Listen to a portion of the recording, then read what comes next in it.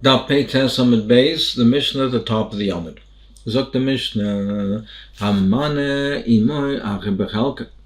If one member of the Chabur, he brought someone else to share with him, with his portion. So you have a group, so you have 5 people in the Chabura, 10 people in the Chabura. One of them, so if there's 5 people, he gets 20%.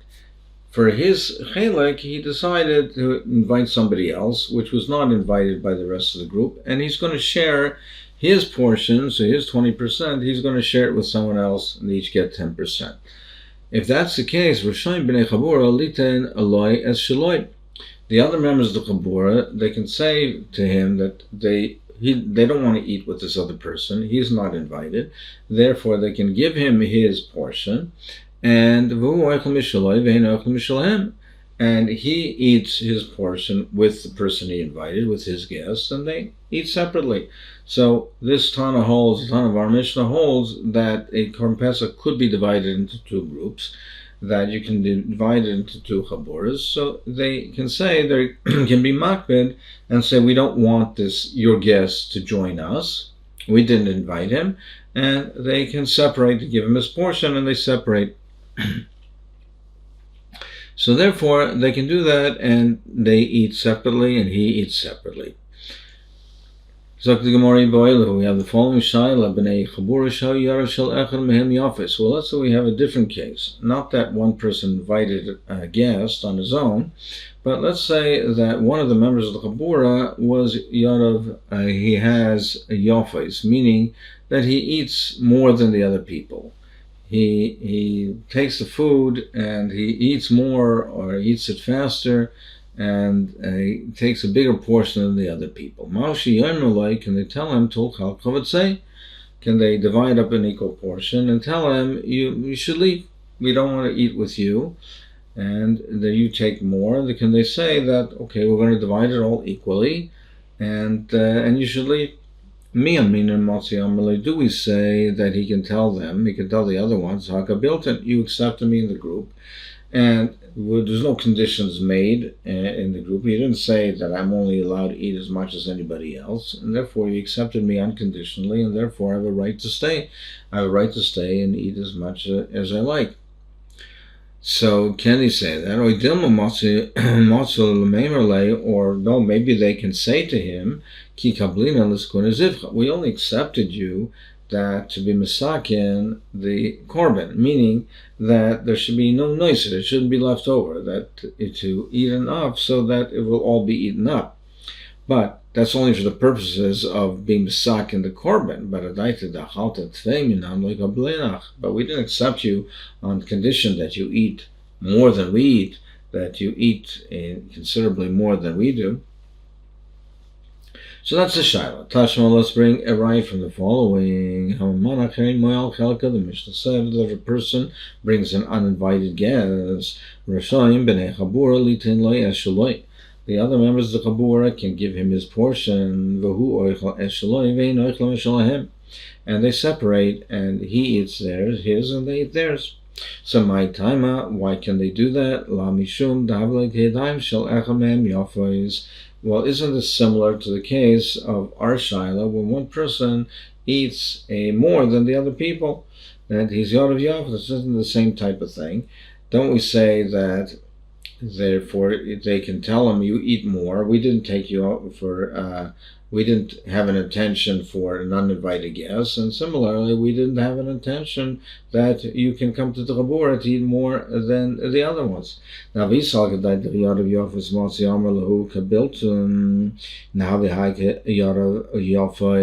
well, if you say that no, he can't, they're forced to accept him, that he can tell me you accepted me unconditionally, where he'll also, it should be the same type of thing, that he should say you accepted me unconditionally, and therefore if I want to bring a guest, I can bring a guest. Amre loy, where it says no, you can't bring a right from that, because it's not only a question of the amount of food. I mean, you're assuming that an uninvited guest, the reason that they can tell him to leave is because he's going to eat more, because there's another person eating here. So therefore you're assuming that's similar to the case of the Yad of Yafes. But no, the Gemara is saying no, that's not the issue over here. Even if it's not a question of the quantity of food, the amount that's going to be eaten, they can still, in the case in our Mishnah is different, they can still say that you have to leave. Deis shiny, deis are different. Even if you say that this person, together with his uninvited guests, together with his guests, even if you're going to say that they eat the same as the amount they eat combined is the same as one of the portions of the other members of the Chabura, meaning there's no loss of food, it's still, they have an issue with it. Because over here, it's deis, it's a question of different people. So they can still say Masi Amre, the other members of the Chabura can still say Masi Amre Delanichalen Inish Nuchra Gabon. They can still say that we're particular, and we don't want a stranger eating with us. So it's not necessarily a question of only the food. So therefore, we can say over here, you can't compare the cases because over here, it's not only a question of an issue of how much food is being eaten. As they say, we don't want to eat together with a stranger. And this is your guest and not ours. But perhaps in the case of the Yarad Yafais, where it's only an issue of the food, then maybe they cannot tell him to leave. Tashma, let's bring a raya from the following. Or if the waiter, the shamas, he ate kazayis basar by the tanner where it was being roasted, the korban pesach was being roasted. So now, if he ate a kazayis over there, then he cannot bring the food to another place, according to this tana. Therefore, im haya pikeach v'malakritzim. If he's a pikeach, he should fill himself up and then go serve the other people. But if the other members of the Chabur want to do him a favor, they can come sit next to him and eat with him. So Ratza in, like Ratza light. It's only if they want to be nice, if they want to do him a favor, then they come to him, but otherwise not. Now why can't the Shamas, the waiter, force them to come? Why can't he say to them, well, you accepted me in the group, and therefore, since you accepted me, then you have to come and eat with me. So you have to come to the place where I eat. So why don't we say that, just like over there, where we say that there's an inconvenience in coming to the place, we say in the case of the Mishnah is it's only if they want to be nice. They're not forced to inconvenience themselves to come to the place of the waiter. So we don't say that Kabilton, you accepted me, and therefore you have to inconvenience yourself and eat with me. So similarly, we should say over there that we should say in our Shaila, also we don't say Kabilton, and therefore they have to accept this person who's eating more than the other people. The Gemara is assuming that we're equating the two, the inconvenience of having to move into another location to eat with the Shabbos, as far as the hardship of or the difficulty that this person is eating more than them. Gemara says no. Shiny Halsam, it's different over there. The Amalei Kika built in a ditan in come on. No, over there they're not forced to move the place because it's understood when they accept them on the Chaburi, they accept them as a shamas. So it's understood and it's clear that he's there to serve them. So therefore they're not forced to come to his place. But it's clear that we didn't accept you in the Chabura, we didn't join together that we should serve you. So that's understood. They accepted a shamas in the Chabura. The waiter, his purpose, his function is to serve them, not for them to serve him. But over here, it's not so clear. Maybe there was no hakpada on one person eating more than the other people. Tashma, let's bring a right from the following. If one of the members of Chabura, he ate more than the others, he was gluttonous, the other ones can tell him, take your portion and leave. Also, siboilas, even if it's not a place of the korban pesach, even if it's 5 that join together in a meal during the rest of the year, just a meal of that wasn't a korban. Rashai loimer loital chalcha would say, they can tell him that you're eating more than us, so take your portion and leave. Shmami, no. So you see clearly from here that a person he eats, he's gluttonous, that they can tell him that he has to leave.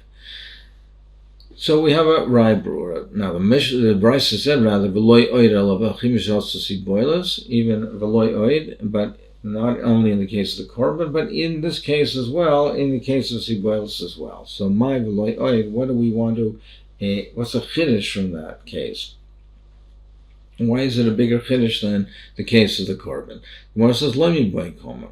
It's lomi boy pesach. Not only in the case of korban pesach, the matziyam aleiki not only in the case of korban pesach, where they can say we only accepted it for the purpose of misaging the korban that should come to nicer. Ela filu si boilers namid itself sabalmo. But even in the case of a meal, which is just to have company, companionship, also Rashai Lemra Tulchal would say. They can also say that, not only in the case of the korban where there's more of a reason to say that they'll be makbid, because they can say, we only took you over here into the chabura, that there should not be any leftover meat from the korban. We don't really need you or want you into the chabura. But no, even in a case where it's a sibolis, where they're eating together for company, and it's casual, and therefore you might think to say that there isn't such a kavada. Even then they're entitled to say it. And some say that's not a shayla. That wasn't a shayla. If a person is gluttonous, can they force him to leave? That wasn't the shayla. The shayla is the following: b'nei chabur rishon l'cholek or ein rishon l'cholek. The question is, if they're even without cause, can they just say that you take your portion and leave, even if there's no special reason to do it? Now, the way the Meiri learns it is that if they all agree, then they certainly can force to a division. But the issue is if they don't all agree, can it be forced, even if there's no special overriding reason? Let's bring a right from the following: B'nei Chabur Shayar Shalach Mem Yafais. If one of them was gluttonous or Shay Loimer Loi, you can tell him to Chal Kavod say Yarav Yafais in Yarav Yafais Loi. So it's only with cause. It's only if you have this type of a reason where he's gluttonous. Shemami no, you see a clear raya. You see a clear raya that it's only that if it's for cause. Rav Papa v'Ravun Breder Rishu Ariva Rifts about Adani. They ate a meal, they were eating bread together. In the time that he ate, Rav Huna ate one portion, Rav Papa ate 4. Rav Huna said, Plugly, let's divide it equally and we'll separate. Rav Papa said to him, Kabilton, you accepted me and to eat together, and therefore you can't force a division, and I can eat as much as I want. He asked all the questions that we asked from the previous cases, and he answered the way we answered it. But then he asked him B'nei Chabura, he asked him from the case of B'nei Chabura, if someone is gluttonous, and therefore you can force them to leave. Papa said to Rav Huna, he said that's only in the case of the korban, where they said we only accepted you to be misaging the korban that shouldn't become nicer. Otherwise, and we wouldn't have accepted you. But in a case where it's not a korban, where it's not the Pesach, then there's no taina, there's no complaint, and you can't force a division. Asa Rav Huna asked him from the case of Asa Siboilus, in the case of the Brisa that mentions Siboilus, and that was a Raya Brura, like we said. So they divided. Rav Huna and Rav Papa divided. So then Rav Huna went and joined with the meal together with Ravina. But in this case, in the time that it took him to eat one portion, then Ochel Ravina Tamne, he ate 8. Twice as much as Rav Papa. Amar Meya Papa Ravina. Rather 100 Papas and not one Ravina. If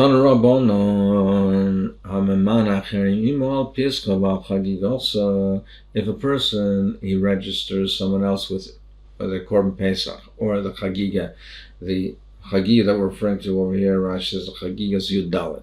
So it's a Chagiga that they bring the Chagiga in order that the Korban Pesach should be eaten ala soida. So Mois should be Yoda Chulin. The money that's in his hand, so a person gave money to join in the Chabura, then let's say Reuven gave money to Shimon and to join into Shimon's korban, to join together with him in the korban. That money that he gives to him is Mois Shabiyara Chulin. The money that's in Shimon's hand is Chulin. That money is considered Chulin. Now, as the Rishonim speak out over here, we're talking where the money was, Reuven was makdish that money. That money was hektish. If the money itself, he wasn't makdish it, then there's no chiddush to tell me that it's chulin. So we must be talking where he was makdish the money. Well, if he's makdish the money and he gives money that's hektish and he gives it to the other party, he gives it to Shimon, so we don't understand why this should be chulin. For the money that's kaddish to be chulin, you have to be pointed, you have to redeem it. Now, by giving him the money to join in the Chabura, we don't understand why this should be chulin. So that's going to be the subject of the Gemara at the bottom of the Amud and on the next Amud. But the Brisa says that the money Shabiyada is chulin. So we'll have to see why. Now, another halach is v'amoicher losu shlomav. If a person sells his korban oil or korban shlomav, loisav loiklum, he hasn't accomplished anything, because these are considered that koshe shamayim. They're not considered to be his. He's not considered to be the owner, so he hasn't accomplished anything, and there's been no transfer of ownership. Umo is called shein yiplun adovan, and the mois, whatever it is, we'll see what that means, what that expression is. But the money yiplun adovan, the money that's received for this transaction, goes to an adava. It goes to the Mizbeach, that when there are no karbanos being offered on the Mizbeach, they bring an adava from this money. If nothing has been accomplished, so why should the money go for an adava? Why not just return the money to the purchasers? Just reverse it. Nothing has happened. So the way Tosfos explains it is that if you would tell me that the sale is a sale, now if something is had the sale is sale, I would understand that it would be a knas. I understand that we would understand that we hear that there should be a knas because the Rabbanan would want to deter the person from doing this. We don't want them to sell the korbanos, so they said that the money should yiplu nadava. But if you're telling me that nothing has happened over here, so why should we say that there's a knas? Amarava kanasa. Rav says no. Nevertheless, even though nothing has happened, that even though it's not valid, still they constant the purchaser. They constant the purchaser for attempting to do this, for attempting to try to buy somebody else's korban, and therefore the knas.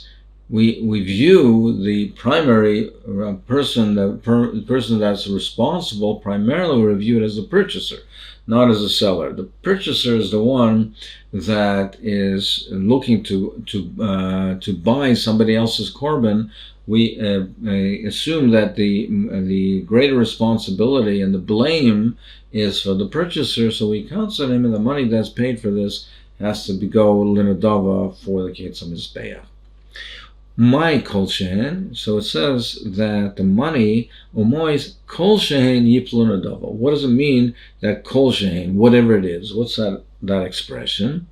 More answers that afal gavdalei havashavel arba v'yavelei chamisha. Even if he overpaid for it, even if it's only worth 4 and he paid 5, even